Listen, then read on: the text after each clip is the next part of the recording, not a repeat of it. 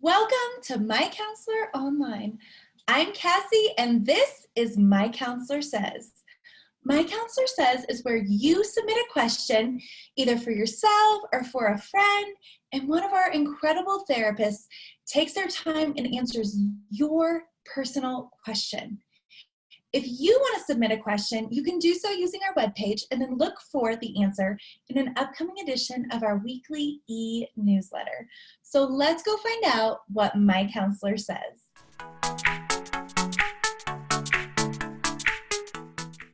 Hi, I'm Jacob Wilhelm with MyCounselor.Online. Today I'll be answering the following question. After the honeymoon and getting to our new life, I have felt a ton of anxiety and some depression. Is this normal for husbands? First of all, I appreciate your question, and I want to highlight just a couple of layers.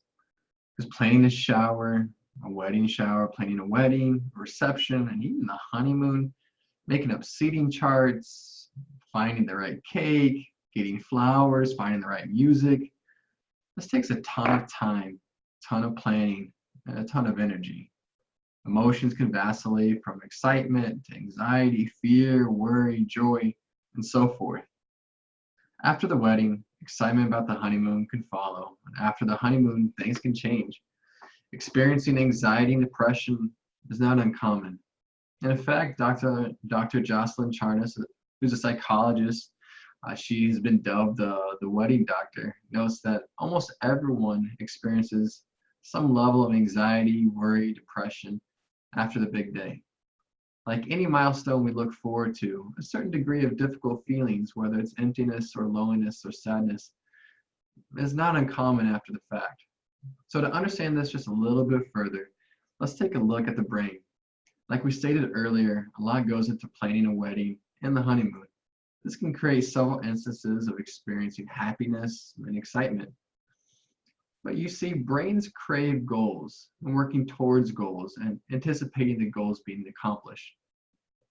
During the goal setting and planning, your brain releases a lot of dopamine. Dopamine has been informally known as the pleasure molecule, but this is quite misunderstood. It is more so about anticipation.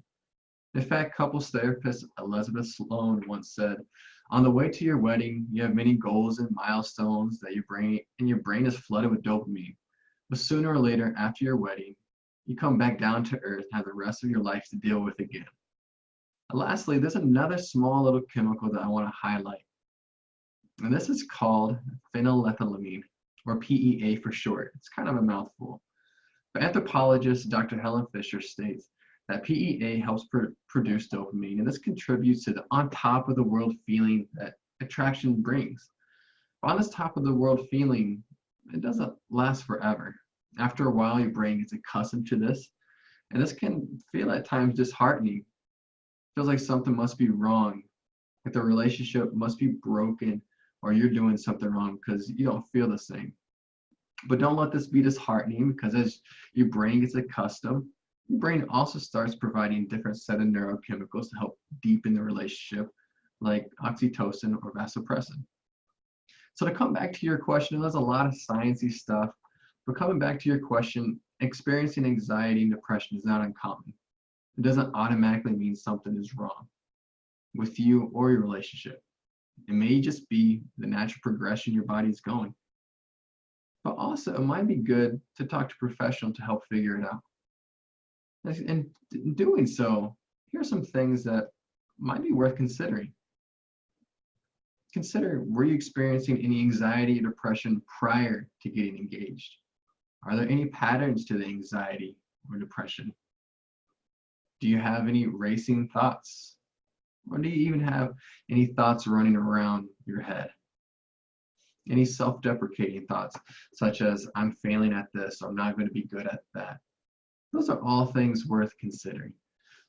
So thank you so much once again for your question. Kind of highlighted some of the brain science behind some of it, but also some questions to kind of dive a little bit further into that.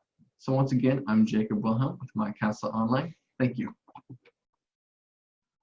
Thank you so much for submitting that question. We love to answer your questions.